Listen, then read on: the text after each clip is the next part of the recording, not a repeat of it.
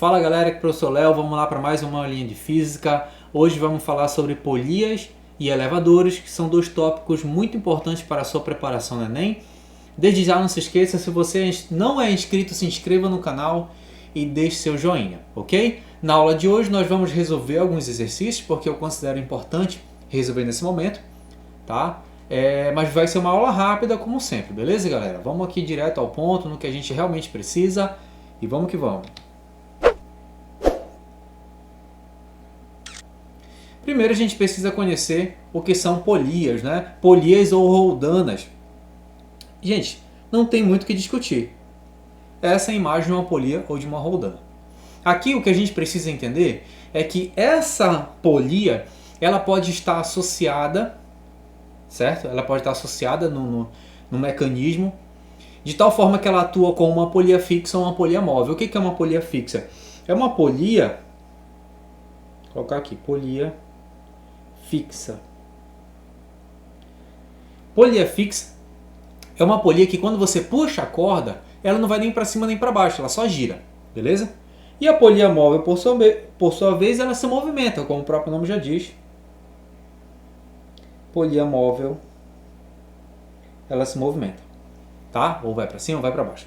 Perceba que essa polia, ela é uma polia fixa. E nessa associação eu só tenho essa polia. Se eu só tenho essa polia, a força que eu vou aplicar, galera, a força que eu vou aplicar para manter esse sistema em equilíbrio é a própria força-peso. Opa! É a própria força-peso. Então, quando eu tenho apenas polia fixa, força F tem o mesmo módulo da força-peso. Quando eu associo uma polia móvel no mecanismo, você vai perceber, aqui eu tenho o peso desse objeto, certo? Peso, lembrando que é uma grandeza vetorial. E esse peso vai ser dividido metade nesse lado, peso sobre 2, e metade nesse outro lado, peso sobre 2. Logo, a força que eu vou aplicar para manter esse sistema em equilíbrio vai ser a força-peso dividido para 2. Certinho aí? Professor, isso é uma associação de polias? É, de certa forma, uma associação simples. Só que a gente pode deixar o negócio mais complexo. Aqui para nós, em termos de Enem, é importante nós conhecermos duas associações. Essas associações também são conhecidas como talhas, tá, gente? Então, uma talha, que é chamada de talha exponencial e a talha cadernal, tá? Essas três imagens aqui são de talhas cadernais. Geralmente vai aparecer isso aqui nas questões para gente. Então, vamos lá, como eu disse, direto ao ponto. Talha exponencial. Galera, a regra é a seguinte. Cada polia móvel vai dividir a força em duas. Então, que força eu tenho aqui? Força-peso. Então, se passou para uma polia móvel, significa que metade do peso vai ser segurado nesse apoio e outra metade vai para essa polia. Metade da metade vem para cá e metade da metade vem para cá.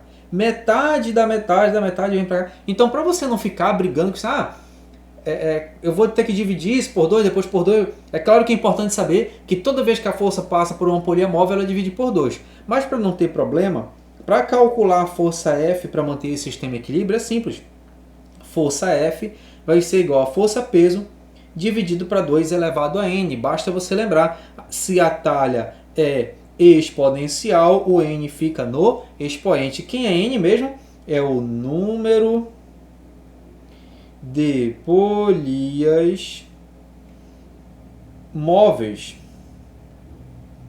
Ok? Quantas polias móveis eu tenho aqui? 1, 2, 3. Então, nesse exemplo, essa força F, ela vai ser igual ao peso 2 elevado à terceira. 2 elevado à terceira, gente, bora colocar direto aqui, é 2 vezes 2 vezes 2. 2 vezes 2 dá 4, 4 vezes 2 dá 8. Então, a força que eu vou aplicar é 8 vezes menor que a força-peso. Beleza? Então, isso aqui é a talha exponencial. Próxima associação chamada de talha cadernal. Talha cadernal vai utilizar a mesma lógica, tá? Cada polia móvel vai ser dividida em 2, a força. Aqui, no caso, eu tenho primeiro o peso dividido por 3, porque eu tenho 3 polias móveis. E cada polia móvel vai dividir a força por 2. Então, vai ficar peso dividido para 3, dividido para 2, ou seja, peso dividido para 6 nesse caso. Se fosse 2 polias, ia ficar peso dividido para 4. Se fosse 4, ia ficar peso dividido para 8. Logo, a força que eu vou aplicar para manter esse sistema em equilíbrio é o peso dividido para 2 vezes n. Toma muito cuidado, porque a gente pensa às vezes que só existe essa equação, e não é. A talha exponencial é daquele jeito, a talha cadernal, ela vai ter essa equaçãozinha, ok? Opa. Vamos aplicar? Vamos começar aqui com uma talha cadernal, e aí a questão diz o seguinte, ó, uma rocha de 240 kg. Galera, não perca tempo. 240 kg é a massa. Então o peso é 2.400 newtons. Beleza? Por quê? Porque a gravidade desce. Então é composto por 4 roldanas. Só uma coisinha aqui, um erro da questão, tá? Um erro do autor da questão. Ele falou 4 roldanas. Ele não especificou que roldanas são essas. Vamos aceitar que essas roldanas ou essas polias são polias móveis, beleza? É só para exercitar, tá, gente? Móveis. Toda vez que a questão falar mantém em equilíbrio ou em velocidade constante, você não se preocupa que ele só está assumindo aquelas contas que a gente acabou de colocar lá. E ele quer saber qual é a força, né? Determine a força que será feita por uma pessoa ao puxar essa corda. Muito bem, galera. Então vamos lá. Eu sei, o que eu sei? Eu sei que força F vai ser igual ao peso dividido para 2 vezes N. 2 vezes N porque é uma talha cadernal. O peso a gente já viu que é 2.400 newtons, né? Dividido para 2 vezes... São 4, né? Então 2 vezes 4. Então dá 2.400 dividido para 8, certo? 2.400, é isso? É isso. 2.400 dividido para 8, então F vai ser igual a 24 dividido para 8 dá 300. Então 300 newtons é a força que esse indivíduo vai aplicar. Ok? Tem alternativa para isso? Tem, letra B, 300 newtons. Tranquilo aí? Então, talha cadernal, F é o peso dividido para 2 vezes N, N é o número de roldanas. O engenheiro usa uma máquina para levantar um peso igual, atenção, um peso igual a 64 mil newtons, capaz de fazer um esforço de até 2.000 newtons. Para tanto, resolve utilizar uma associação de polias de roldanas fixas e soltas. Soltas são móveis, tá? O número de roldanas é o que ele quer. Soltas, né, ou móveis, deverá ser usado nessa configuração para que a máquina consiga levantar o corpo ED. Professor, aqui ele não falou se é uma talha cadernal ou exponencial. Nós vamos utilizar exponencial por quê? Porque exponencial ela tem uma vantagem mecânica maior. Você percebeu isso? A gente pode até voltar aqui, ó. Vamos ao exemplo aqui. A gente tinha três polias móveis e a força que eu apliquei é 8 vezes menor do que a força peso. Aqui, galera, eu tenho também 3 polias móveis. Perceba, 1, 2, 3. Vamos calcular essa força? F é igual a peso 2 vezes 3, que dá 6. Então, P sobre 6. Perceba que vai ser mais fácil levantar um corpo com três polias móveis numa talha exponencial do que numa talha cadernal. Então, a gente chama isso de vantagem mecânica. A vantagem mecânica da talha exponencial é maior. Ou seja, se é um sistema que a gente visa um aproveitamento maior, né, dessa força de 2.000 newtons, então eu vou colocar a talha exponencial. Então, só para a gente relembrar, F é igual a P sobre 2 elevado a N. Vamos aplicar isso?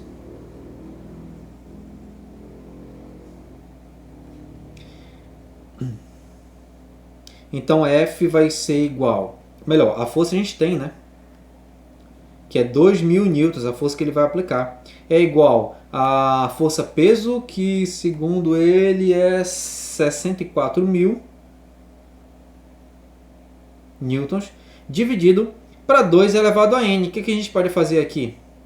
A gente pode simplificar, né? Corta 3 zeros com 3 zeros, simplifica 64 por 2, que dá 32. Vou pegar o 2n e passar para o outro lado, multiplicando com 1 que sobrou do outro lado. Então, o que a gente tem agora? 2 elevado a n é igual ao que sobrou aqui, que é 32. E agora é log, né? Mas para evitar log, você pode fatorar o 32. Ó. Vamos fatorar o 32? 32 por 2, que dá 16. 16 por 2, que dá 8. 8 por 2, que dá 4. 4 por 2, que dá 2. 2 por 2, que dá 1. Então sobrou o quê? Isso daqui é o quê? É 2 elevado à quinta. Então olha que a gente descobriu que 2 elevado a n é 2 elevado à quinta, logo n é o quê? N é igual a 5. Então vou precisar aí de 5 polias. Certinho aí? Legal a questão, né? Evitamos aí um log e ela ficou super fácil. Terceira questão fala o seguinte.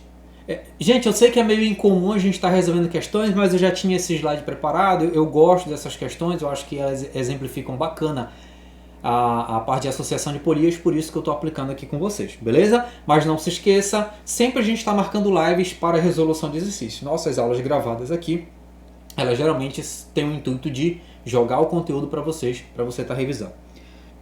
Então, um corpo de massa 12 kg, 12 kg e 120 newtons.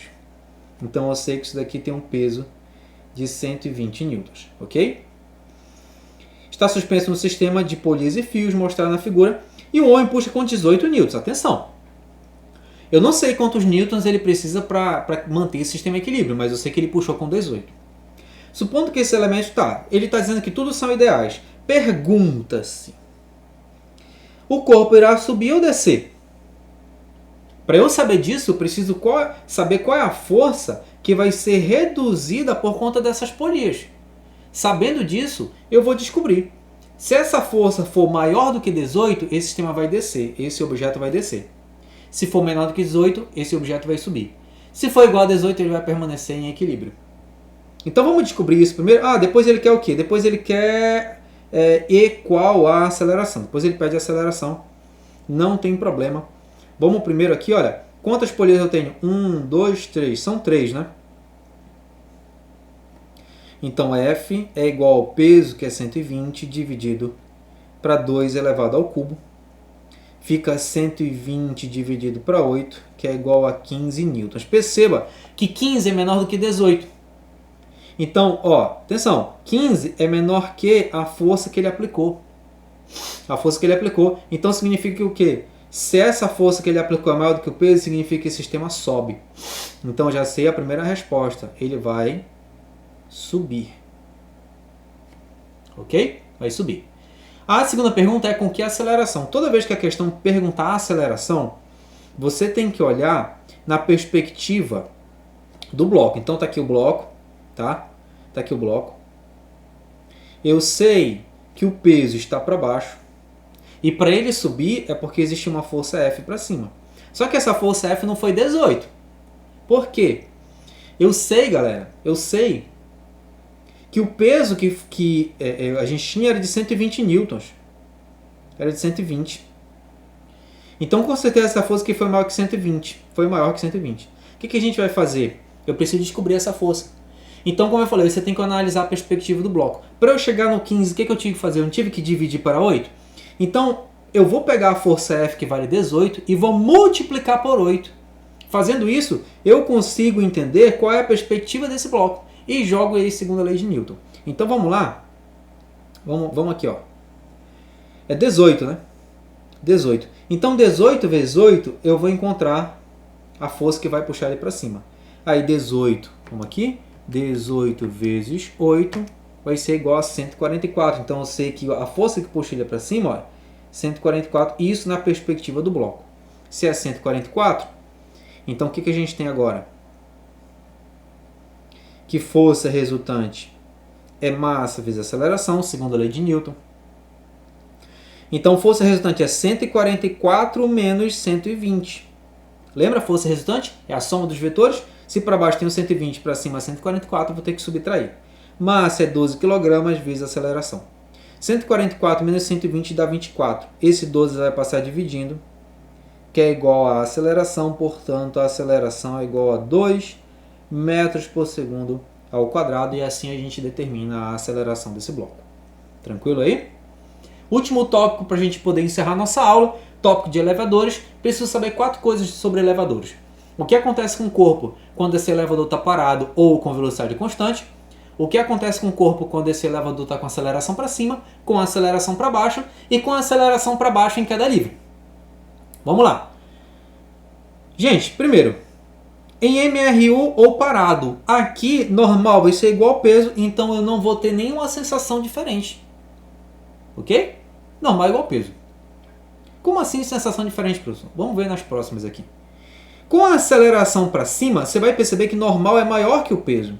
Se normal é maior que o peso, você vai ter uma sensação de aumento de peso. Você vai se sentir mais pesado. Isso acontece quando a aceleração está para cima. E a aceleração estará para cima quando o elevador estiver iniciando uma subida ou terminando uma descida. Fique atento a isso. Para descobrir a normal, eu tenho essa equação. É só você lembrar que se você vai se sentir mais pesado, você vai somar a gravidade com a aceleração do elevador. Com a aceleração para baixo, você vai ter uma sensação de perda de normal, ou seja, você vai dar aquele frio na barriga, você vai se sentir mais leve, parece que você está caindo. Isso acontece quando? No início da descida ou no final da subida. Preste muita atenção, anote aí. No início da descida ou no final da subida, a aceleração estará para baixo, você vai se sentir em queda, então é justo que você subtraia a gravidade com a aceleração do elevador. E como eu falei, uma última situação é quando o elevador estiver caindo. Imagina aqui, né? Que o elevador, pá, quebrou a corda, ó, quebrou a corda. O que vai acontecer? A aceleração estará para baixo, então N é igual a massa vezes gravidade menos a aceleração. Só que como a aceleração está para baixo em queda livre, ela tem o mesmo módulo, ou melhor, é idêntica à própria aceleração da gravidade. Então, se o módulo disso é igual, gente, eu subtrair dois valores iguais, o resultado é zero. 0 vezes m é zero, então a gente conclui que normal é igual a zero. Ou seja, todo mundo que está caindo está sem força normal. Ou seja, se existir algum objeto aqui, vai estar caindo junto com esse indivíduo, ele vai ter a sensação de gravidade zero. Sabe como é chamado isso? É chamado de imponderabilidade. O que é imponderabilidade? Ocorre quando a normal for igual a zero, é a sensação de gravidade zero. Por que isso é importante? Porque cai em prova. Pesquise sobre imponderabilidade dentro da ISS, dentro da Estação Espacial Internacional.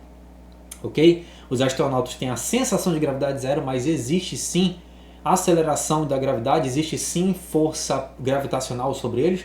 Só que como eles estão em constante queda, algo em órbita está em constante queda, a sensação de imponderabilidade muito semelhante a um elevador em queda. E para a gente finalizar, vamos com uma questãozinha.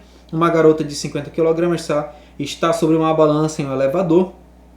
Ele me dá a velocidade, mas ela atinge o repouso, galera. Esse elevador está o quê? Descendo. Ah, professor, descendo, então a aceleração é para baixo? Espera lá, calma lá. O elevador está descendo significa que a aceleração está para baixo. Ele está descendo, mas ele atinge o repouso, então ele está descendo e freando. Se ele está descendo e freando é porque a aceleração está oposta ao movimento. Isso acontece em qualquer sistema, horizontal, vertical. Se o sistema estiver naquele movimento, naquela direção, reduzindo velocidade, é porque a aceleração está no sentido oposto. Então aqui a aceleração está para cima. Lembre-se, normal é massa vezes gravidade mais ou menos a aceleração. Mais vai ser quando? Quando a aceleração estiver para cima e menos quando a aceleração estiver para baixo. Então, por que a gente precisa calcular normal? Porque balança mede força normal. Não, professor, mede massa, mede em quilograma. Te acalma. Balança mede normal, ela converte para quilograma. Então a gente vai achar normal e vamos dividir por 10, porque 10 é a gravidade.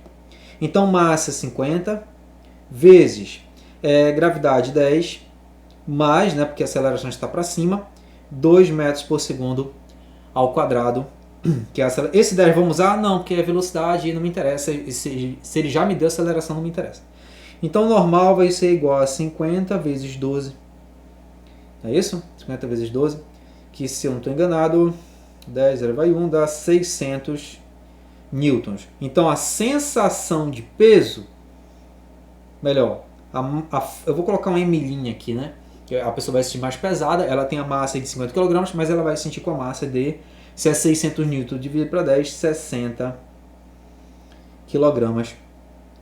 É o valor falso de massa dessa pessoa. Ok, galera? Gente, se você gostou, deixe seu like, se inscreva se você não for inscrito. Eu espero que você tenha gostado da nossa aula. Um grande abraço e até mais. Tchau, tchau.